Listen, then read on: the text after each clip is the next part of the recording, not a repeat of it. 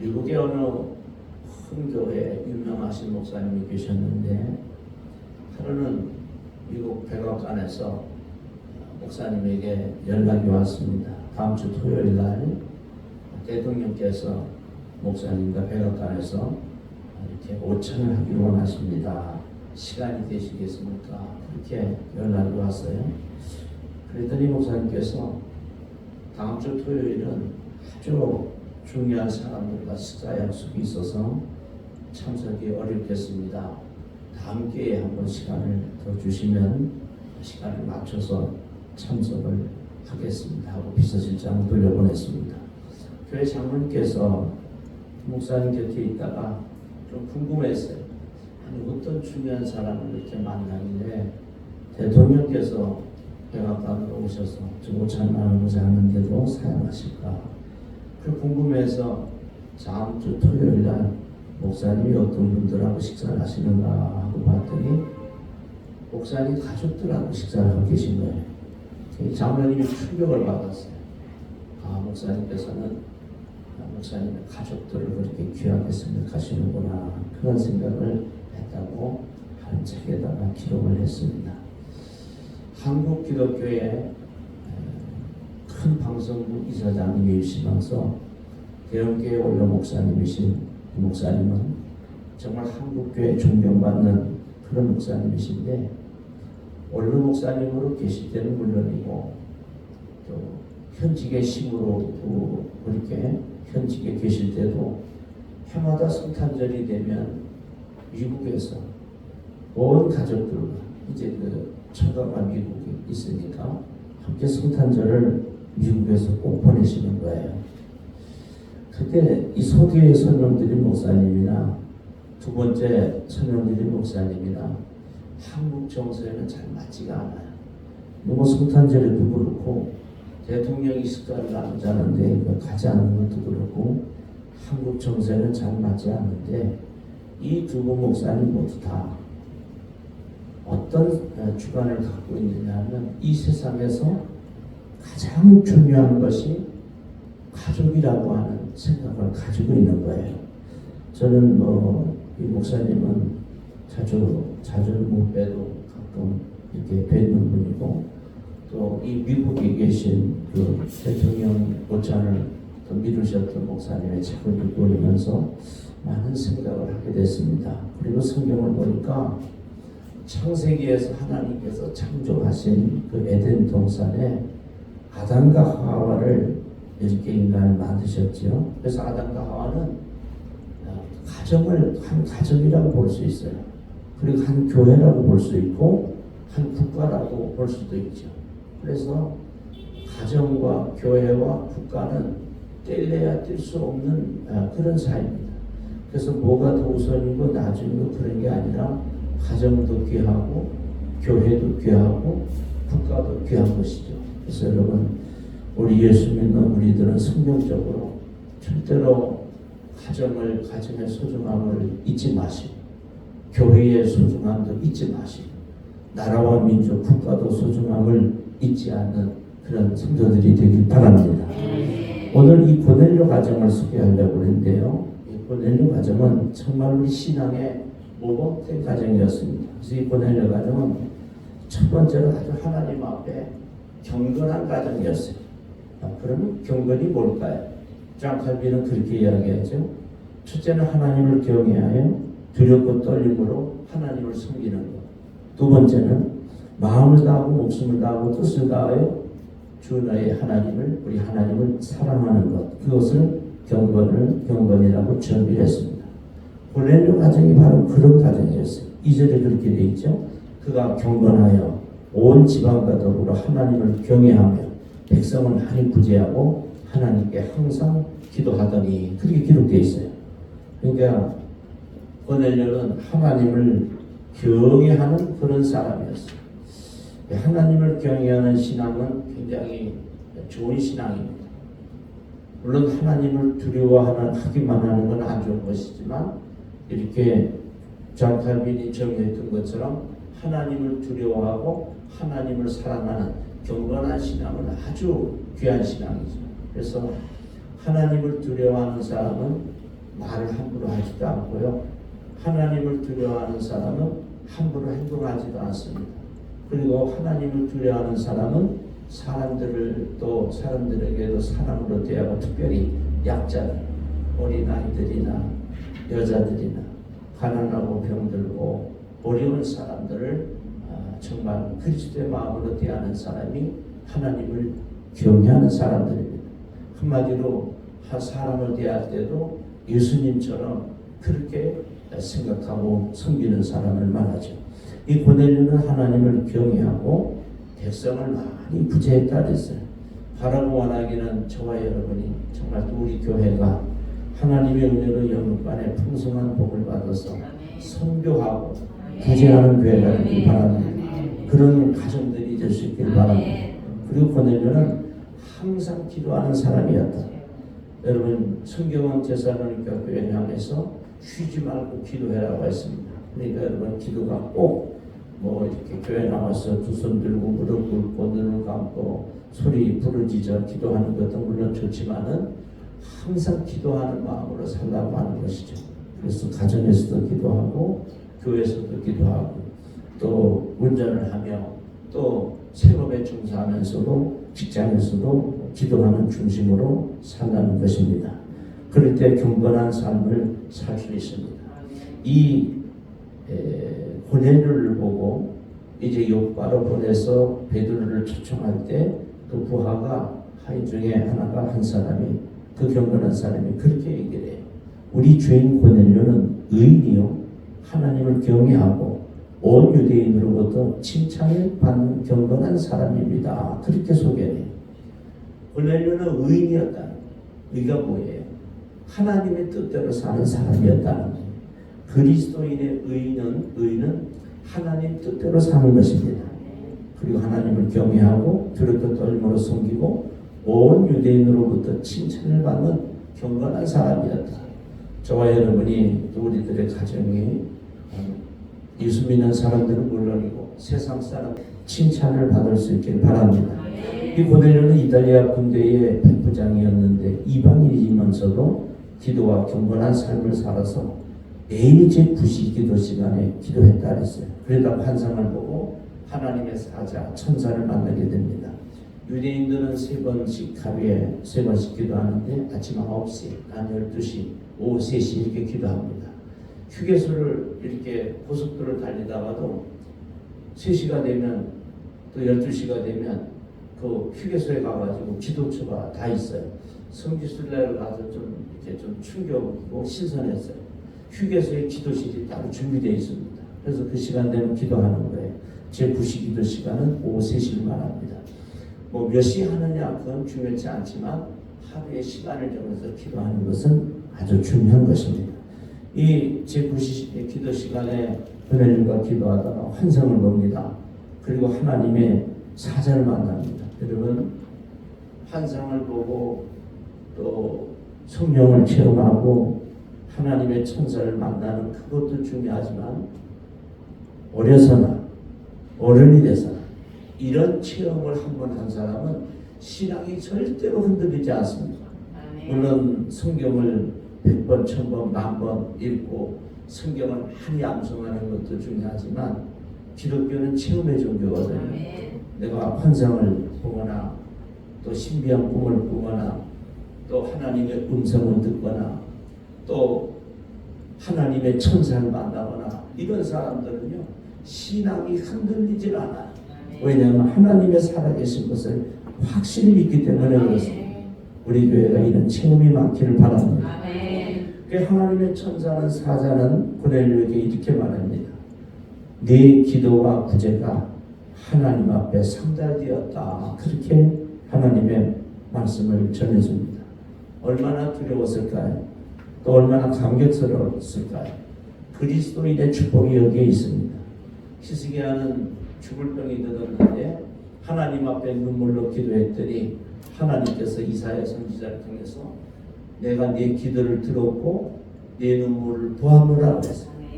참 얼마나 은혜요 축복이요 놀라운 말씀입니다. 바라고 원하기는 저와 여러분의 기도가 하늘에 상달되고 또 저와 여러분의 눈물이 하늘에 상달되는 그런 역사가 있기를 바랍니다. 이제 고넬료는 천사의 음성을 듣고 순종합니다. 그래서 사도 베드로를 집으로 초청을 하지요.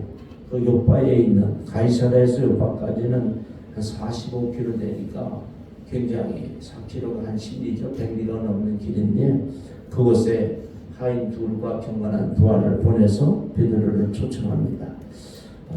이 고넬료는 순종하는 사람이었죠. 그래서 여러분 체험도 중요하지만 말씀도 중요하지만 또 하나님의 말씀의 은혜를 받는 것도 중요하지만 순종하는 것은 더 중요한 거예요. 그래서 여러분 성경을 통해서 말씀을 통해서 은혜를 받거나 기도하다 환상을 보거나 하나님의 음성을 듣거나 또 성경에 맞는 그런 신비한 꿈을 꾸거나 그랬을 때 성령의 감동이 올 때 여러분 순종할 수 있길 바랍니다.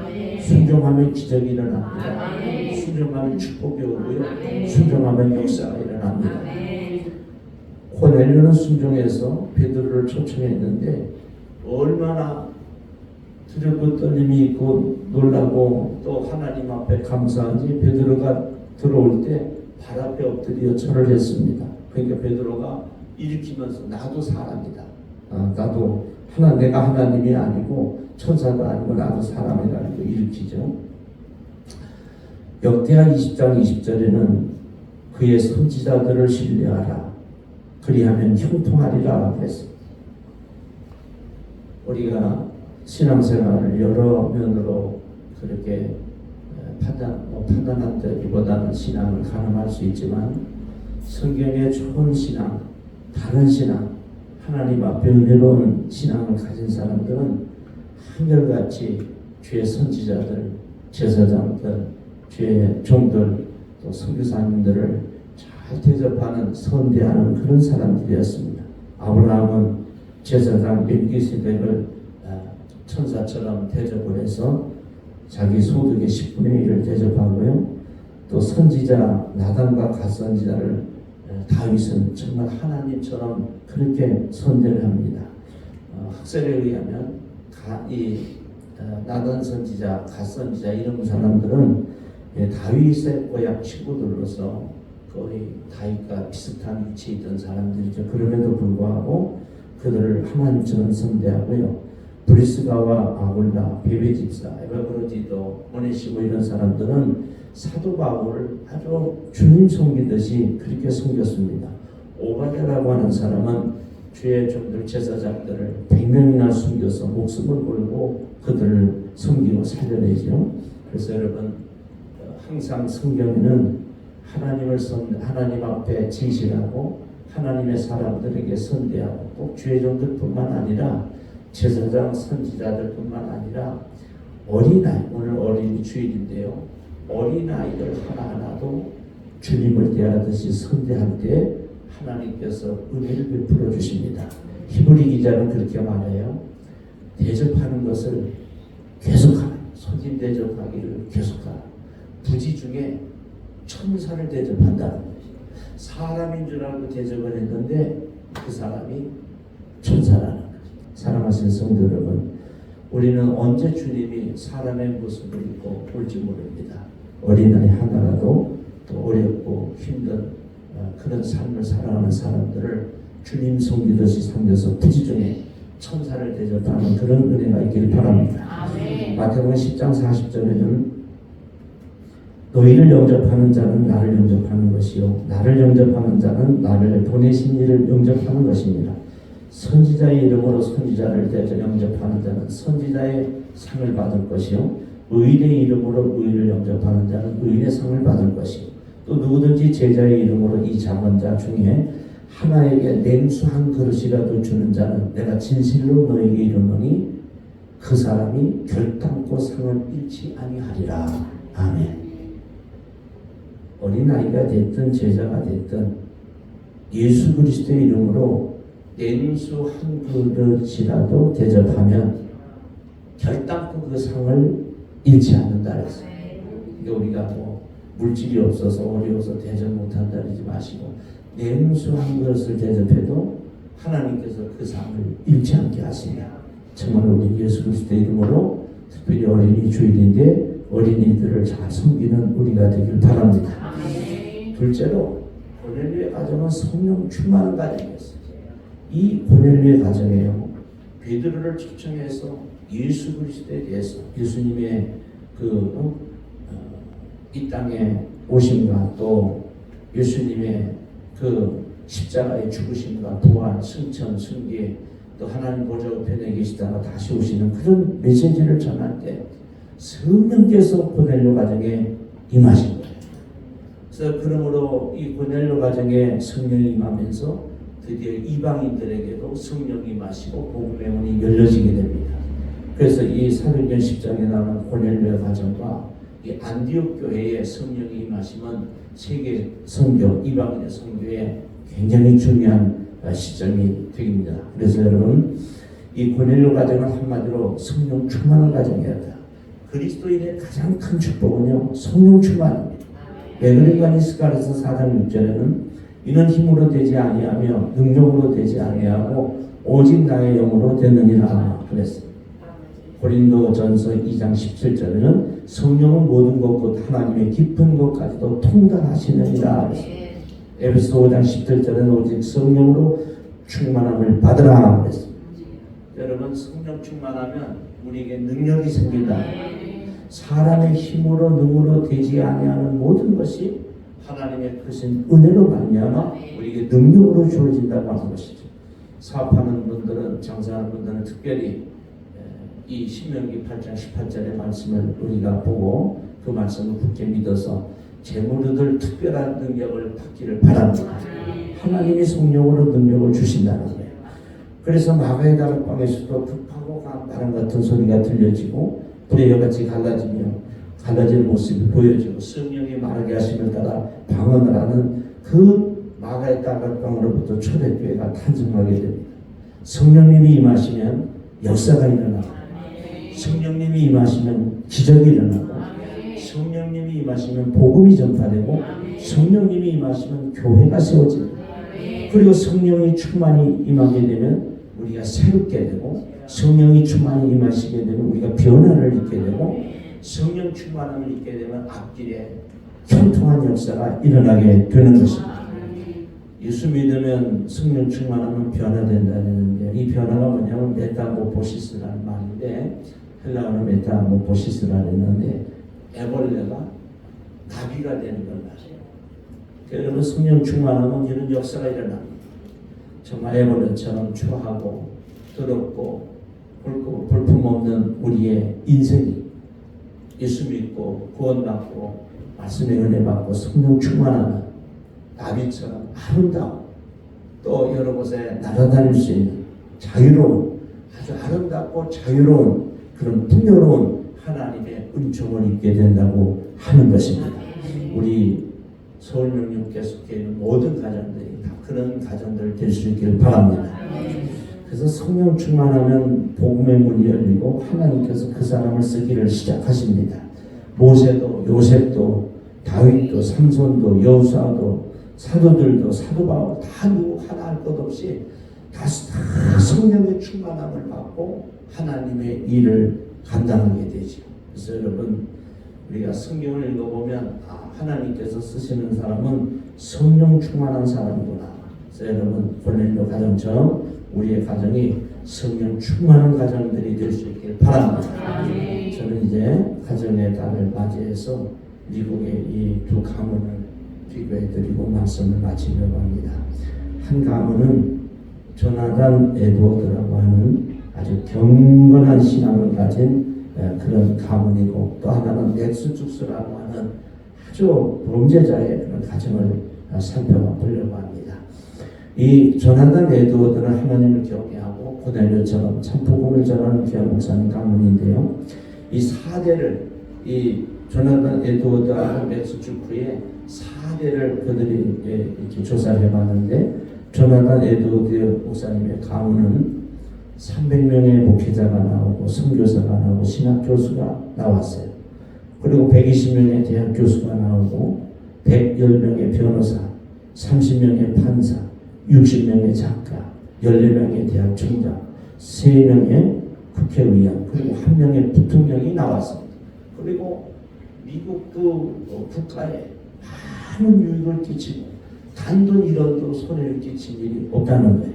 그런데 맥스주프의 후손을 4대를 이렇게 조사해 봤더니 310명의 노숙자, 440명의 방탕한 생활자, 130명의 병은 평균 13년의 징역을 살았고 7명은 살인자였고 100명은 알코올 중독자였고 60명은 상습 절도범이었고 그리고 190명은 매춘부였다는 거예요. 여러분, 우리는 성경을 통해서 아브라함, 이삭, 야곱, 요셉, 에브라임으로 이어지는 이 명문 가정을 우리는 알고 있습니다.